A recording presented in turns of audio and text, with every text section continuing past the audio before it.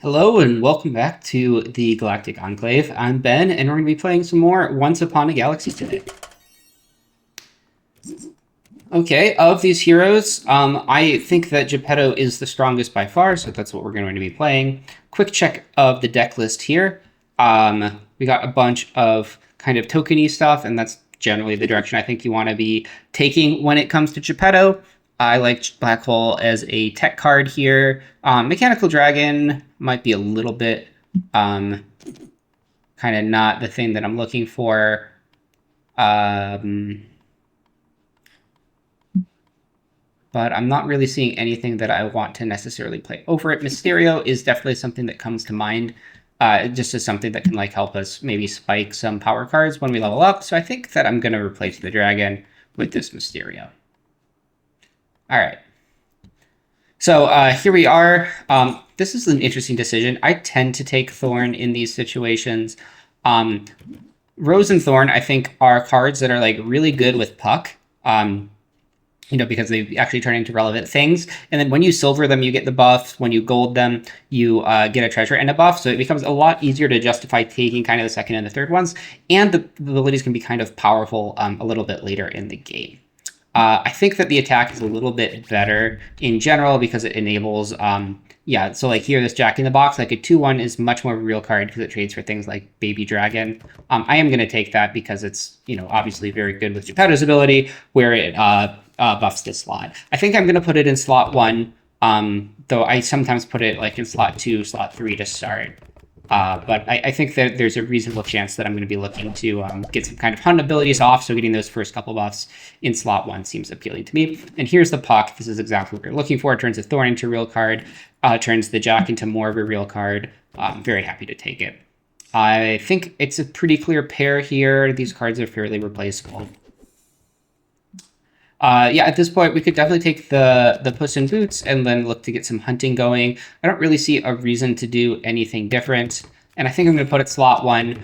The other reason to like sometimes put that there is I like this configuration a lot on turn 2 specifically because this allows me for some protection from the Flying Monkey, protect the Puck. But even if it gets hit here, it's a 2/1, so it's going to trade with a 3/2. And I think I just like this a little bit better because I do want that Crystal Boots in slot 1 so that it can slay. Hunt. Here, I think this is a pretty clear Nutcracker Prince. The Farewell ability +3/+3 is really strong. I happen to have a hero, so that seems like a very straightforward decision for me. Mysterious Egg, much better on even number turns. Right now, this would eventually become a legendary thing, but if I got it next turn, an epic thing, if I got it next turn, it would be a legendary thing. I'm just going to take the treasure here and see what we get. Captain's Cutlass is really good with the summon type thing.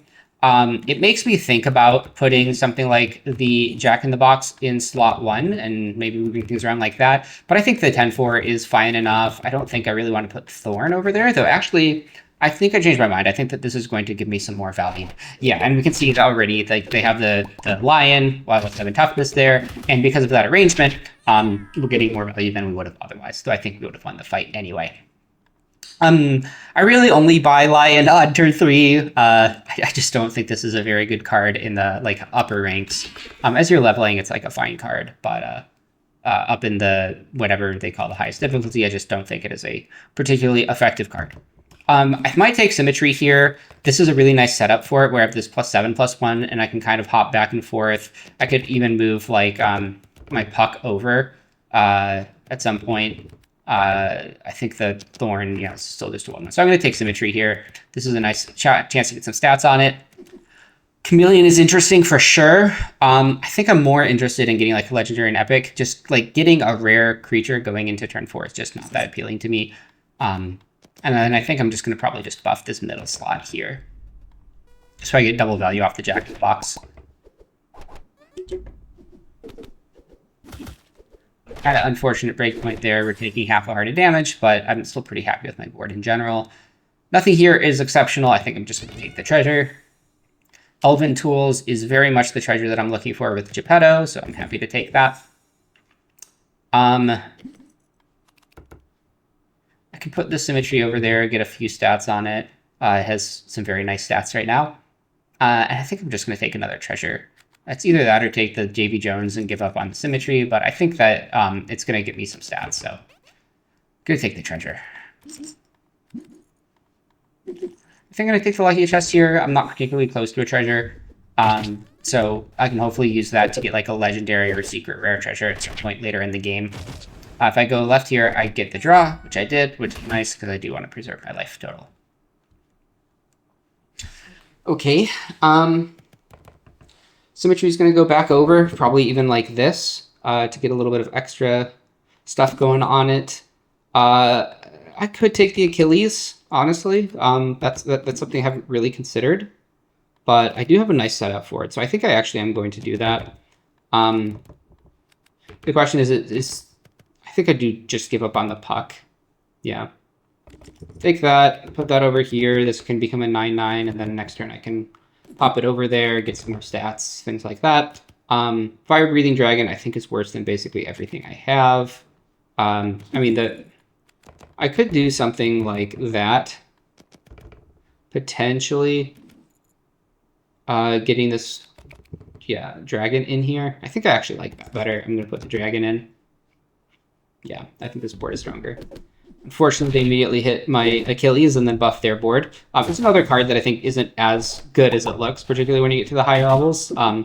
Sometimes it gets sniped. It's hard to keep it big enough. And like in the particular fight, it only gives your stuff kind of a net 1/1 because, you know, it hunts, gives your character stuff, but then it buffs their stuff. So definitely worse than it looks. I'm honestly thinking about swapping it out for this Nesting Dolls. I'm definitely taking the Nesting Dolls here. This is, you know, probably the best Gepetto card in the game. And then I probably want to put it in slot 1. So yeah, I think I'm just going to move on from this Achilles. Of course, I immediately hit the silver for it. I think I'm going to... Do I replace the symmetry with it? I don't think I do. Yeah, I just don't want to buff their stuff, is what it comes down to. I could definitely take G-Man here, and I think I will.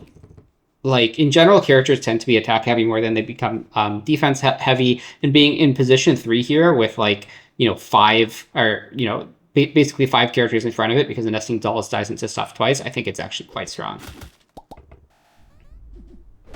But it's not, in my opinion, as strong as something like Stinky or like the Poxitani Phil or things like that, but like it's definitely the type of card I want in slot 3 in a summon comp. Sparkles is interesting here for sure. I could probably replace that Puss in Boots with it. I don't really think that it is... well, first, this would just get me an uncommon treasure. I'm looking for a little bit better. So, yeah, I'll take Sparkles here. And I think Sunflurry over the dragon makes sense.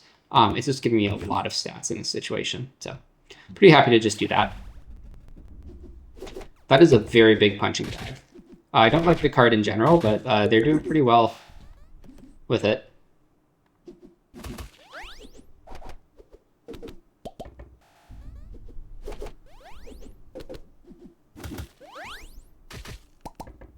Yeah, and I just can't get a punching bag, unfortunately. But these slots are starting to get pretty good. Captain Hook is a card that is, I think, really excellent in slot 4. But I'm pretty happy with like my kind of slot 4 situation right now, so I think I'm just going to take Twinkle Twinkle and see what I can hit. Sorcerer's Mop is, yeah, I think it just has to be the pick here. It's just absurd in any type of summon comp, especially the summons that are summoning things deterministically. So like this summons things with the same name, and the stats that the Mop gives to it are going to be like repeated over and over again. I'm going to keep the Sparkles over the G-Man because the Sparkles is going to pub the Mop one here, and just pumping the Mop seems really good to me. Yeah, so this Jack shows up, and now it's bigger, and then the next time Jack shows up, it's going to be even bigger. Same thing with this Mamadal. Yeah, no, Mop is definitely like kind of the card you're looking for in the summon comps. They did just nerf it slightly, but it's still, I think, just like the best card in that type of slot. So we have some interesting choices here. That's the Phil, which I think is pretty dang good in this slot. And I think I'm going to take it. The other option would be to kiss one of these into a random legendary, but there's not that many legendaries I'm necessarily looking for. Any of the supports would be good. There's actually a decent number that I'm looking for, but I think Phil is going to be like good. It summons itself, so it works really well with the Mop, and I think I'm going to take that over the Sparkles. And then here I can just pump the Mop. Yeah, just that's going to be applying to basically everything in my front row. Scalator is definitely not a card you see every day, but it's cool to see. And like Phil is just so stupid. It's not. He keeps showing up over and over again. So if they keep attacking to this, he'll like keep summoning, which I would really enjoy. Yeah. So there we go. That's the third time he's come. And it went from like an 8-4 to 59-31. Still hasn't attacked. Summons again. Obviously we're taking a half heart of damage here, but yeah, I think that shows the power of the Phil in this type of comp. I don't think that I want the Captain Hook here, though, again, it is an interesting kind of thing in that slot. I think I'd rather just take the combat spell here and leave in the support, but that could easily be wrong. I just don't think it's going to be big enough. Definitely casting double here, I think just on slot 1, because that has my most stats, and this thing is being summoned multiple times, so. Happy enough to do that. This fight, I think I'm winning now pretty easily. I should be getting back that that half heart that I lost, so that's nice. Unfortunately, I only got buffs on that first slot, but beggars certainly can't be choosers there. I think this is just another case where I buff a slot. I think I'm going to buff slot 1 here. And then just a spell.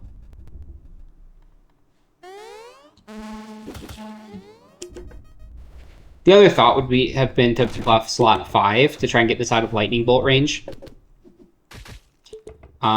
This person is scaling pretty dang well, but if they keep hitting the fill, I can do some of my own scaling. Yes, there we go.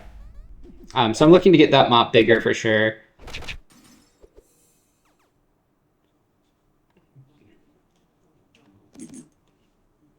Yeah, and I think I talked myself into buffing this to get it out of lightning bolt range. Happy to take that. Wishing Dragon is a little bit interesting in that it will also buff the mop, but I'm pretty happy with just doing this.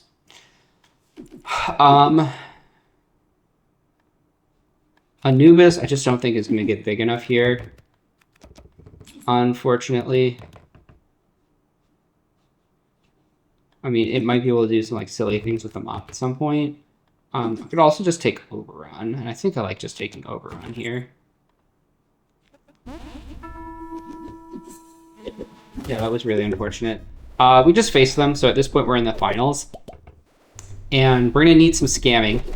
I don't have the Witch unlocked on this, unfortunately. That would be the top card that I'm looking for to kind of like deal with this nonsense in the front row. I do have the Black Hole as a tech card, but I think they might just be too big at this point for me to make it past them. Lightning Bolt certainly isn't doing anything, so I'm going to be taking just the extra shop here. I don't know if there's any rare hearts that do anything for me, but Silver Moon certainly doesn't. So like, let's see. Oh, this can be legendary. Okay, so nothing's a villain, but Poison Apple is a type of card that could potentially do something for me. I'm gonna take it, but I think this is probably just the end of the road, if I'm being honest with you. Yeah, I mean they just have to hit fill every time, basically.